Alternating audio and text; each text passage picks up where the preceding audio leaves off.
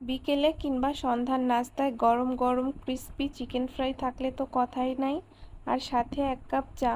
আসসালামু আলাইকুম। আজকে দেখাবো কিভাবে বাসায় চিকেন ফ্রাই বানালাম। প্রথমেই 1 চামচ আদা রসুন বাটা, গুঁড়া মরিচ, কর্নফ্লাওয়ার, লবণ, হালকা একটু জিরার গুঁড়া দিয়ে ম্যারিনেট করে 20 মিনিটের মতো রেখে দিছি।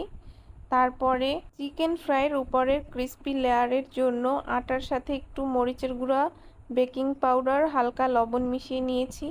আমার বাসায় যেহেতু হাতের কাছে ব্রেড ক্রাম্ব ছিল না, তাই আমি আটা দিয়েই কাজ চালিয়ে নিলাম। ম্যারিনেট করা মাংসটাকে এখন চিকেন ফ্রাইয়ের জন্য রেডি করব। আপনারা এইখানে ডিমের জায়গায় পানিও ব্যবহার করতে পারেন। আমি ইচ্ছে করেই একটু ডিম নিয়েছি। প্রথমেই লেগ পিসটা দিয়ে শুরু করলাম। একটা একটা করে সবগুলো আমি চিকেন ফ্রাইয়ের জন্য তৈরি করে নিলাম। সবগুলো রেডি করা শেষ, এখন আমার ফ্রাই করার পালা।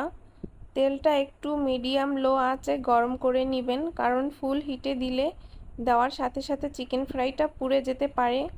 অনেকে চিকেন ফ্রাই একদম ক্রিস্পি পছন্দ করে, আবার অনেকে একটু নরম। তো যারা ক্রিস্পি পছন্দ করেন তারা একটু বেশি করে ভেজে নেবেন। আমি চুলা থেকে নামিয়ে গরম গরম একটা ট্রাই করলাম। আলহামদুলিল্লাহ, যেরকমটা চেয়েছিলাম তার থেকেও ভালো হয়েছে। আপনারা বাসায় একবার হলেও ট্রাই করে দেখবেন। ভিডিওটা ভালো লাগলে অবশ্যই শেয়ার করবেন। আল্লাহ হাফেজ।